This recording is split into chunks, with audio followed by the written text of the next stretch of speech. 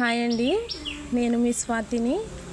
ఈ వీడియోలో చూపిస్తున్న ఆకు పేరు వచ్చేసి దొండాకండి, లేదా అడవి దొండ అని పిలుస్తారు.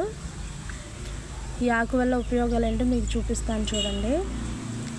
ఫస్ట్ అయితే ఈ తీగ ఆకు ఎక్కడ కనపడితే అక్కడ తీసుకొచ్చుకొని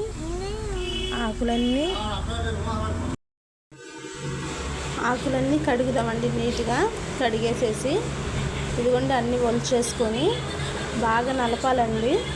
నలిపి దాని రసాన్ని అయితే మనం తీసుకొని ఇదిగో చూసారు కదా, మా పెద్ద పాప అండి, తనకి కుడి చేయి అనేది సరిగ్గా పనిచేయదు. ఈ వేళ్ళు అనేది ఇలా వదలదండి, టైట్గా పట్టేసి ఉంటాయి.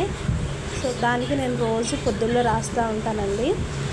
ఒక నరాలకనే కాదండి, మోకాలు నొప్పులు ఉన్నా ఎలాంటి నొప్పులు కూడా ఇది బాగా పనిచేస్తుంది. రోజు పొద్దున్నే లేవగానే రాసుకోవడం వల్ల. చూసారు కదా, మా పెద్ద పాపకి అయితే నేను రాస్తున్నాను చూడండి. తన కుడి చేయి అనేది చాలా టైట్గా ఉంటుంది, బొటన వేలు అనేది అసలు రానివ్వదండి.